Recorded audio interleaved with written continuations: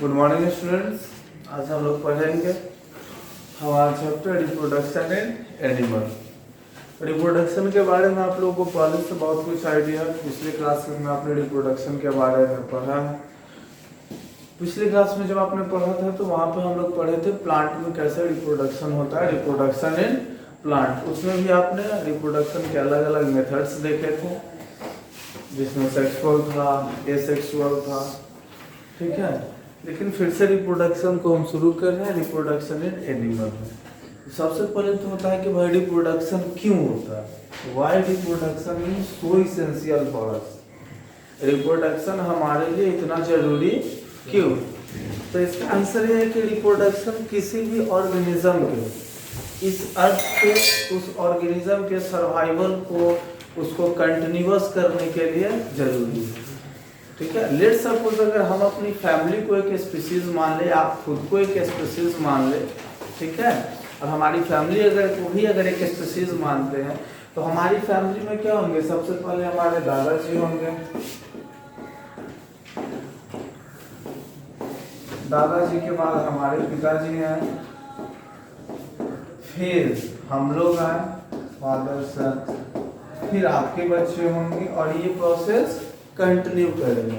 अगर इसको एक स्पीसीज मान ले, ठीक है, और इस स्पीसीज में रिप्रोडक्शन ना हो, कि अगर आपके दादाजी ने रिप्रोड्यूस ना किया, एक नए बच्चे को रिप्रोड्यूस ना किया, तो उसके बाद ये जनरेशन जो है ये रुक जाएगी, है ना। दादाजी गए, दादाजी का डेथ हुआ, उसके बाद उन्होंने अगर किसी को रिप्रोड्यूस ना किया, अपने बच्चे को रिप्रोड्यूस ना किया, तो उसके बाद ना पापा जी आएंगे, ना आप आएंगे, ना आपके बच्चे आएंगे। तो अगर दादाजी को हम एक स्पीसीज मान ले तो क्या होगा? इस तरह से उस स्पीसीज की, वो स्पीसीज एक्सटिंक्ट कर जाएगा, वो स्पीसीज खत्म हो जाएगा। कोई डाउट इतना में? ठीक है। तो उस किसी भी पर्टिकुलर स्पीसीज को बनाए रखने के लिए कि वो स्पीसीज कंटिन्यू करे, वो स्पीसीज कंटिन्यू करे, उसके लिए रिप्रोडक्शन जरूरी है। समझ में आया रिप्रोडक्शन क्यों जरूरी है?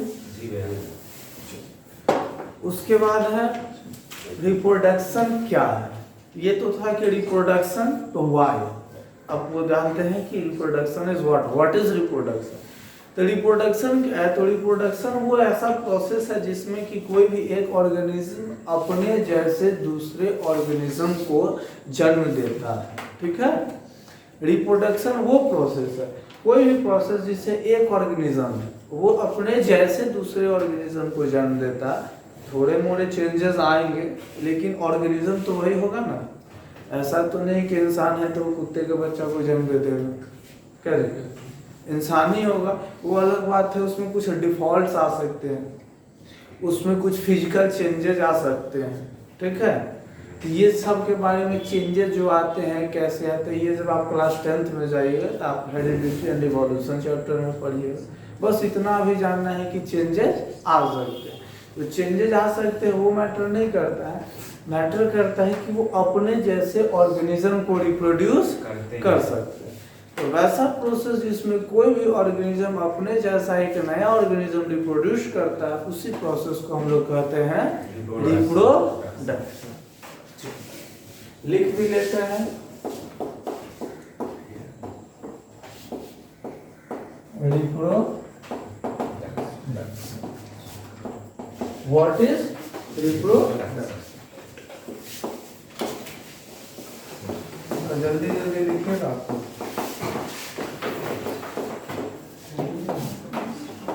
Reproduction is a process by which, याद है पूरा? ये बीच लिख रहा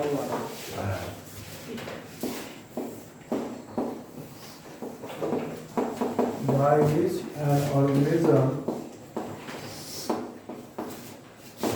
produces its young ones, ठीक है। रिप्रोडक्शन क्या है? Reproduction is a process by an organism, by which an organism produces its young ones, ठीक है।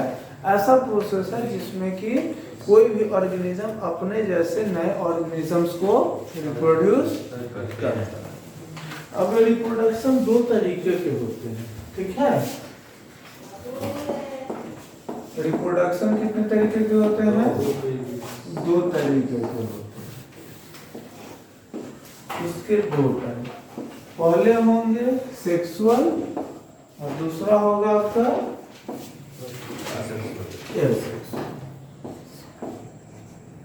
सेक्सुअल। ये शॉर्ट में आप पूरा लिख लीजिएगा, ठीक है। Second one is your asexual reproduction। अब सेक्सुअल रिप्रोडक्शन क्या होता है एंड एसेक्सुअल रिप्रोडक्शन क्या होता है? तो जैसा कि आप लोग पढ़े हुए हैं, है ना, सेक्सुअल रिप्रोडक्शन मतलब जैसे यहाँ पे एक वर्ड है, आपको दिख रहा है ना, ये सेक्स वर्ड आ रहा है, सेक्स मतलब वैसा रिप्रोडक्शन जिसमें सेक्स गैमेट्स की जरूरत होती है, ठीक है। Such type of reproduction in which sex gametes are required, ठीक है, sex gametes are required। वैसा रिप्रोडक्शन जिसमें सेक्स गैमेट्स की जरूरत होती है, उस तरह के रिप्रोडक्शन को कहते हैं सेक्सुअल रिप्रोडक्शन। इसको आप कई तरीके से डिफाइन कर सकते हैं। ऐसे कह सकते हैं सेक्सुअल रिप्रोडक्शन ऐसा रिप्रोडक्शन है जिसमें बोथ पेरेंट्स की जरूरत होती है, मेल की भी फीमेल की भी, ठीक है। सेक्स गैमेट्स की बात करें तो सेक्स गैमेट्स क्या होते हैं?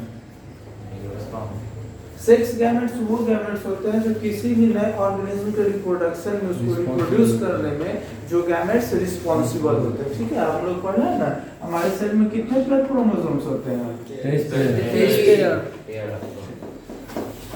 23 पेयर क्रोमोसोम्स होते हैं। इसमें से 22 पेयर जो क्रोमोसोम्स होते हैं इनको हम लोग ऑटोसोम्स कहते हैं। क्या कहते हैं? ऑटोसोम्स कहते हैं, ठीक है। 22 pairs are known as autosomes, जोम्स नहीं सोम्स, ठीक है, जो अलग अलग कैरेक्टर्स के लिए अलग अलग हमारे फिजिकल कैरेक्टरिस्टिक्स के लिए रिस्पॉन्सिबल होते हैं। इसमें जो 23rd पेयर जो होता है उसको हम लोग कहते हैं सेक्स क्रोमोसोम। उसको क्या कहते हैं? सेक्स क्रोमोसोम, ठीक है। जो 23rd पेयर होगा that 23rd pair is known as sex chromosome, ठीक है। इसमें कोई डाउट? अब ये सेक्स गैमेट्स जो है जो इस रिस्पॉन्सिबल होते हैं मेल के लिए फीमेल के लिए, सॉरी रिप्रोडक्शन के लिए, ये सेक्स गैमेट्स दो तरीके के होते हैं, एक होंगे मेल और एक होंगे फीमेल, ठीक है। एक आएंगे मेल से, एक आएंगे फीमेल से, ठीक है। सेक्सुअल रिप्रोडक्शन के लिए जो जरूरी होते हैं male gametes and female gametes, ठीक है। मेल गैमेट्स मेल से आएंगे, आप लोग मेल फीमेल का कंसेप्ट आई थिंक कि आप लोगों को क्लियर होगा, किसको मेल कहेंगे और किसको फीमेल कहेंगे। तो जो मेल बॉडी से सेक्स सेल आएंगे उसको हम लोग मेल गैमेट भी कहते हैं, ठीक है, और मेल सेक्स सेल भी कहते हैं, ठीक है, जिसको हम लोग कहते हैं स्पर्म। क्या बोलते हैं? स्पर्म, ठीक है। ये स्पर्म शॉर्ट नेम है, एक्चुअल नेम है इसका, पूरा नाम है स्पर्मेटोजून। क्या कहते हैं? स्पर्मेटोजून। नीचे का दिख रहा है? हाँ पूरा स्पर्मेटोजून, ठीक है, ये पूरा नाम है। इस स्पर्मेटोजून को शॉर्ट में तो क्या कहते हैं? स्पर्म। और फीमेल से जो सेक्स सेल्स आते हैं उनको हम लोग कहते हैं एग या ओवा, ठीक है। एग और ओवा इसी को हम लोग कहते हैं। और प्लूरल, ये ओवा प्लूरल फॉर्म है, ठीक है। ये ओवा जो है आपका प्लूरल फॉर्म है, सिंगुलर फॉर्म में इसको हम लोग ओवम कहते हैं, ठीक है। यहाँ पे लिख दे रहे हैं, ये आपका सिंगुलर फॉर्म है, ये प्लूरल फॉर्म। एग भी कहते हैं इसी को, ओवा भी इसी को कहते हैं, और ओवम भी इसी को कहते हैं। इसी ओवम का प्लूरल फॉर्म है ये ओवा। और ये स्पर्मेटोजून पूरा नाम है मेल सेक्स सेल्स का, सिंपली हम लोग इसको स्पर्म बोलते हैं, ठीक है। वैसा सेक्सुअल रिप्रोडक्शन जिसमें मेल सेक्स सेल्स भी और फीमेल सेक्स सेल्स भी दोनों की जरूरत होती है, ठीक है, उसको हम लोग कहते हैं सेक्सुअल रिप्रोडक्शन। उसका नाम का एसेक्सुअल रिप्रोडक्शन। इस एसेक्सुअल रिप्रोडक्शन के लिए गैमेट्स की जरूरत या सेक्स सेल्स की जरूरत नहीं होती है। इसमें कोई एक ही ऑर्गेनिज्म खुद से इसके अलग अलग मेथड्स है, ठीक है। आपको आपके बुक में 2 मेथड्स एसेक्सुअल रिप्रोडक्शन के पढ़ने हैं, ठीक है। First one is your budding and second one is your binary fission, ठीक है। आपको जिसमें सेक्स सेल्स की यहाँ पे सेक्स सेल्स की जरूरत नहीं होती है, ठीक है। ये इसमें सिंगल पेरेंट सिंगल ऑर्गेनिज्म होगा, उसी से दूसरा उसके जैसा नया ऑर्गेनिज्म तैयार होता है। इसका यहाँ पे आपको 2 मेथड आपको आपके बुक में पढ़ने हैं। एक है आपका बर्डिंग एंड दूसरा है आपका बाइनरी फिजन, ठीक है। बर्डिंग और बाइनरी फिजन, इसके बहुत सारे मेथड्स जो है एसेक्सुअल के आपने किसी प्रीवियस क्लासेस में पढ़े हैं, जिसमें फ्रेगमेंटेशन था, है ना, स्पोर फॉर्मेशन था, है ना। फिर से आपने क्या कहते हैं वेजिटेटिव पार्ट से जो करवाते हैं, grafting, cutting, bud grafting, tissue culture, layering, ये सब अलग अलग मेथड्स आपने पढ़ रखे हैं। यहाँ पे आपको पढ़ना है बर्डिंग और बाइनरी फिजन के बाद, ठीक है। अभी सेक्सुअल रिप्रोडक्शन देख रहे हैं तो हम अपना फोकस इसी पर करते हैं, है ना। वैसे भी आप लोग इंटरेस्टेड ज्यादा होते हैं सेक्सुअल रिप्रोडक्शन के प्रति, है ना जी।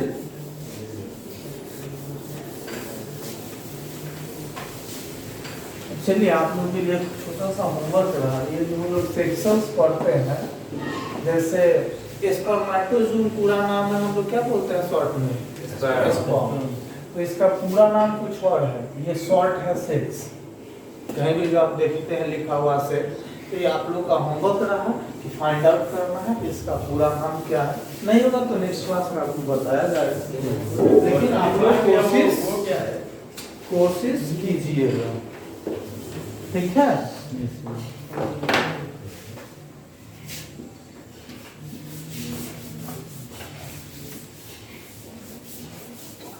लिखिए sexual reproduction.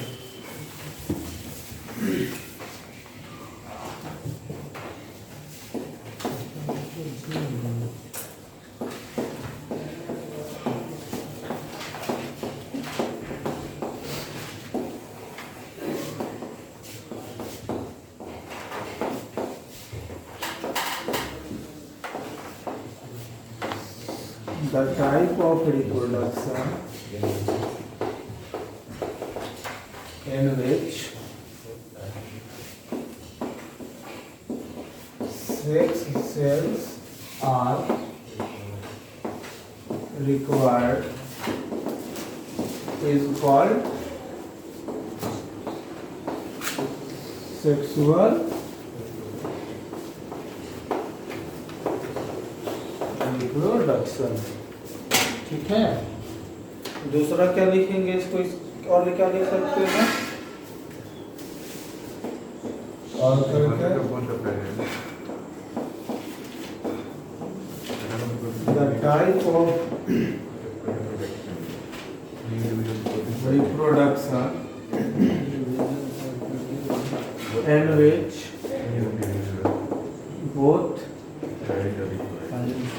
male and female दिखा ना,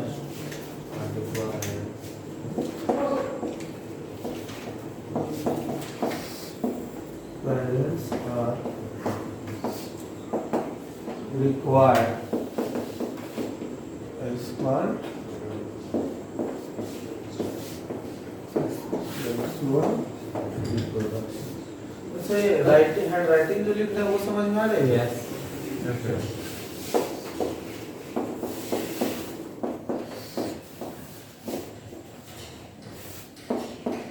Asexual reproduction, इसके बेसिस पर आप डिफाइन कर सकते हैं।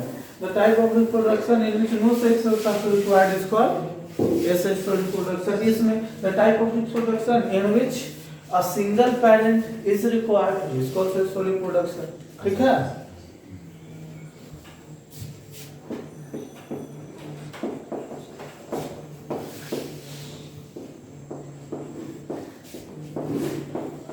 Such type of reproduction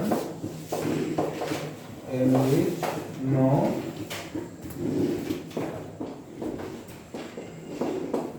sex cells are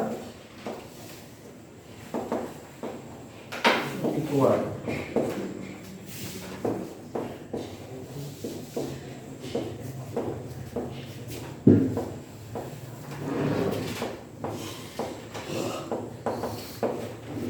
Such type of reproduction in which only single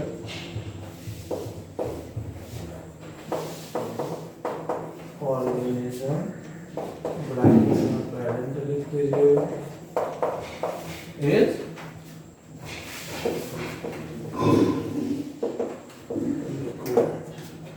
इतना समझने में किसी को दिक्कत हो गया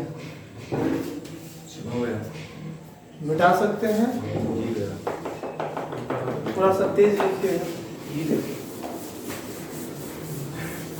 अब जब ये डिफिनेशन लिखे हैं तो इसमें एक नया टर्म क्या है? सेक्स सेल्स, है ना? Sex cells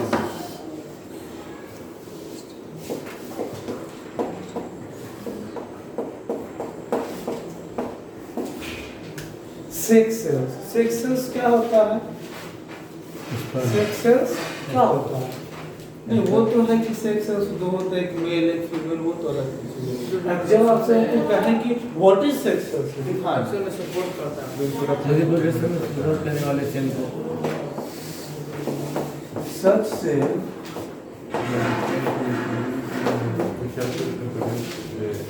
which undergoes fertilization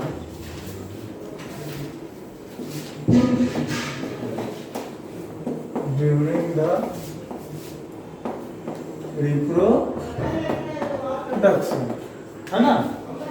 वैसे सेल्स जो रिप्रोडक्शन के दौरान फर्टिलाइजेशन करते हैं उनको हम लोग क्या कहते हैं? सेल्स कहते हैं। इसमें एक आपको फिर से नया वर्ड सुनने को मिला, फर्टिलाइजेशन। इसको अंडरलाइन करके रखिएगा।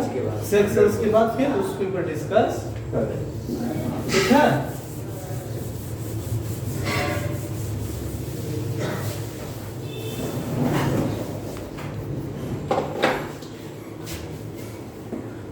अभी सेक्स सेल्स क्या है और इसमें ऐड कर दीजिए in which one comes from male and another comes from female.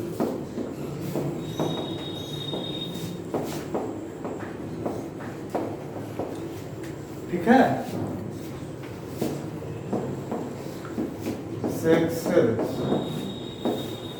ये दो तरीके के होते हैं। First one is your male sex cell and second one is your female sex cells. ठीक है?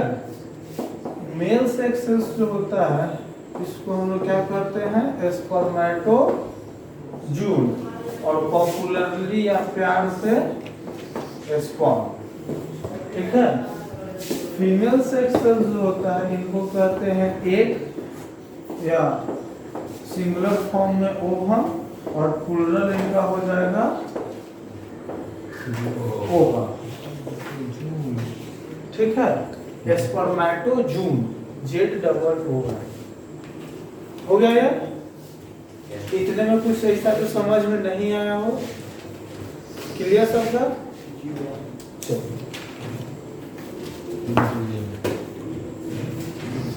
लिख लिए हो गया। ऊपर का Yes, very good. जल्दी से लिखिए। इसमें एक टर्म था आपको आया फर्टिलाइजेशन, जो कहे थे आपको अंडरलाइन करके रखना, ठीक है। What is fertilization? ये जो सेक्स सेल्स है, ठीक है, ये जो आपका मेल सेक्स सेल्स है स्पर्म, और ये जो फीमेल है एग, ये फीमेल सेक्स सेल्स और मेल सेक्स सेल्स, इन दोनों का जो फ्यूजन होता है, ये दोनों जो मिलते हैं, उसी को हम लोग कहते हैं फर्टिलाइजेशन। उसी को क्या कहते हैं हम लोग? फर्टिलाइजेशन, ठीक है। फर्टिलाइजेशन आप लोग डिफाइन कर सकते हैं। What is fertilization? The fusion of male and female. अब देखिए इंसेक्ट सेल्स को एक और चीज ध्यान रखिएगा, इंसेक्ट सेल्स को जो है ना मेल सेक्स सेल्स या गैमेट भी कहते हैं। क्या कहते हैं? गैमेट भी कहते हैं। तो अगर कहीं सेक्स सेल्स के बदले गैमेट लिखा हुआ नजर आए तो भी कंफ्यूज नहीं होना है, ठीक है। Male sex cells are also known as male gamete and female sex cells are also known as female gamete, ठीक है। अगर हम आपसे पूछते हैं कि मेल सेक्स सेल्स क्या है, स्पर्म, ऐसा नहीं कि कोई पूछ दे कि मेल गैमेट क्या है, तो आप उसको कह दीजिए कि ओवम या egg. Male sex cells and gamete both are same, ठीक है। फर्टिलाइजेशन क्या है? The fusion of male gamete and female gamete is called fertilization, ठीक है। तो फर्टिलाइजेशन भी दो तरीके से होता है। एक होता है जो फीमेल बॉडी के अंदर होगा तो उसको हम लोग कहेंगे इंटरनल फर्टिलाइजेशन, जो बाहर में होगा उसको कहेंगे external fertilisation.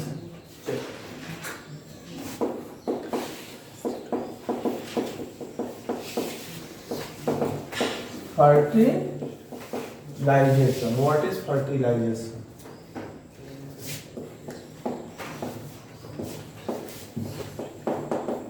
The fusion of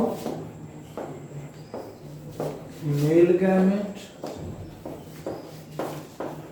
and female gamete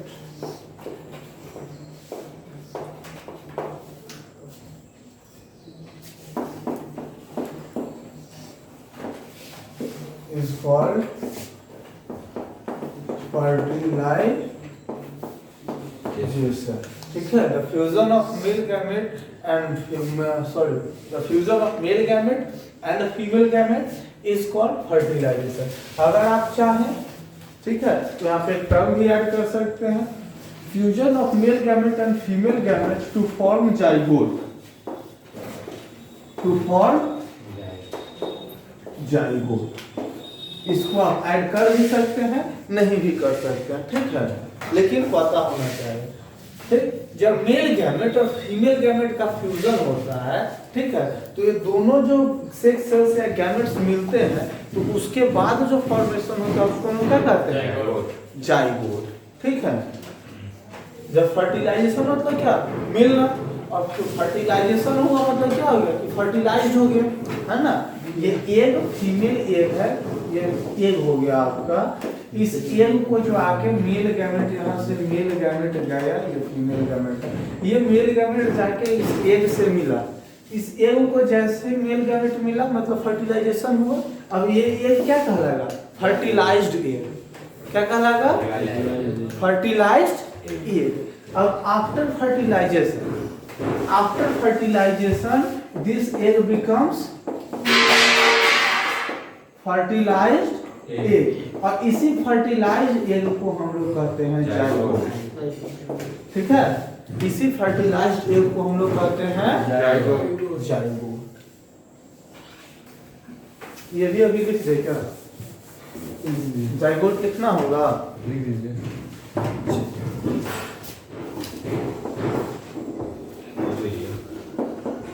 zygote.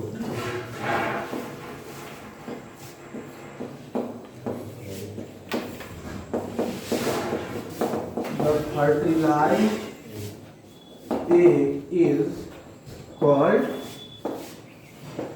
zygote, ठीक है। Developing zygote is called embryo. अब ये जाइगोट जब और डेवलप करना शुरू करता है, ठीक है, एक सेल बना, फर्टिलाइज होके एक सिंगल सेल बनेगा, उससे 2 4 6, तो अलग अलग स्टेज होते हैं, ठीक है। जिसमें जो ब्लास्टुला किसको कहते हैं, ब्लास्टुला किसको कहते हैं,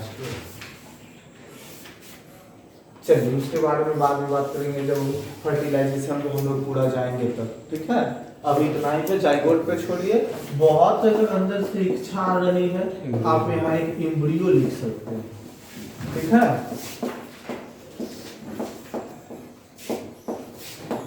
The developing zygote is called embryo,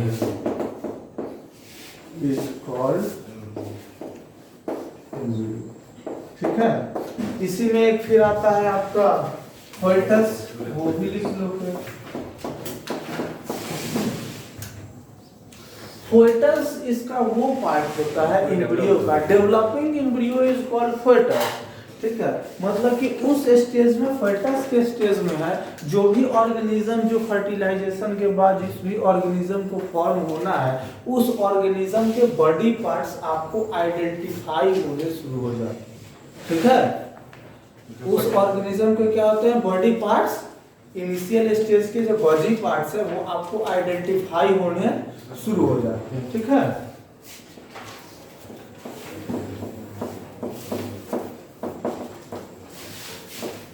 developing embryo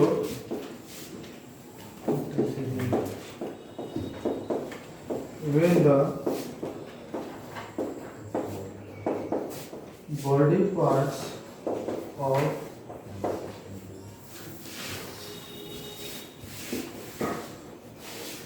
an organism can be identified is called, ठीक है। डेवलपिंग वीडियो से पहले आप ये चलो द स्टेज ऑफ ऐड कर दीजिए, ठीक है। The stage of developing embryo का वो स्टेज जब किसी भी ऑर्गेनिज्म के बॉडी पार्ट्स आइडेंटिफाई कर सकते हैं, ठीक है। Can be identified is called fetus, ठीक है। कोई डाउट इसमें? अब फर्टिलाइजेशन हो गया आपका। फर्टिलाइजेशन क्या, जाइगोट देखा, एम्ब्रियो देखा, fetus देखा। इसके बारे में हम लोग इसी चैप्टर में बाद में और डिस्कस करेंगे, ठीक है। फर्टिलाइजेशन देखा। फर्टिलाइजेशन आपका 2 तरीके से होता है, ठीक है। फर्टिलाइजेशन कितने तरीके से होगा, 2 तरीके से होगा। जब ये फर्टिलाइजेशन फीमेल बॉडी के अंदर होगा उसको हम लोग कहेंगे इंटरनल फर्टिलाइजेशन, फीमेल बॉडी के बाहर होगा तो उसको हम लोग कहेंगे external fertilization.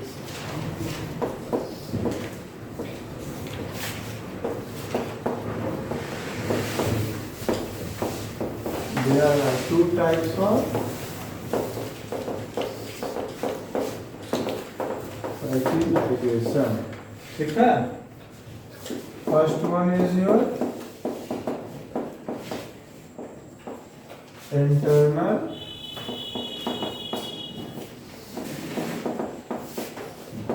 fertilization and second one is your external fertilization। इसमें पहले हम लोग डिफाइन करेंगे हमारा इंटरनल, ये आर है इंटरनल फर्टिलाइजेशन, ठीक है।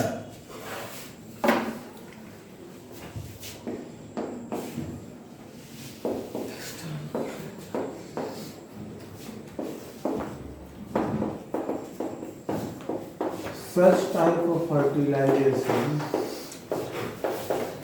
in which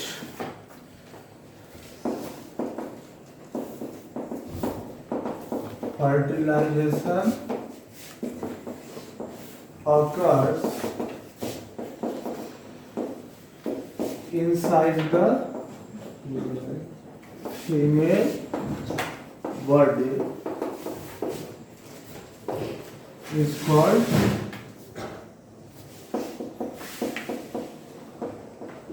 internal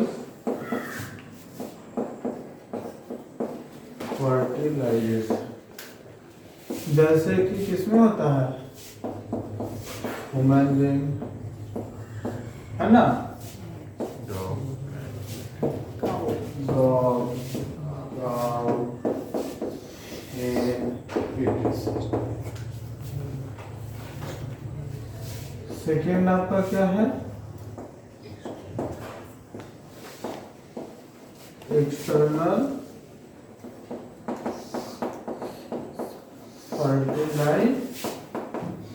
फर्टिलाइजेशन, ठीक है, एक्सटर्नल फर्टिलाइजेशन, ठीक है।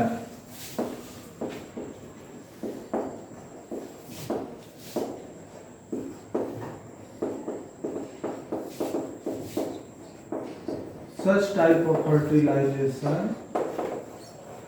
in which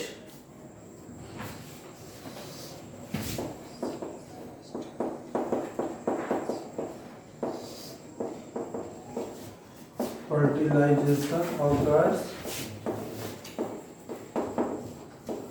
outside the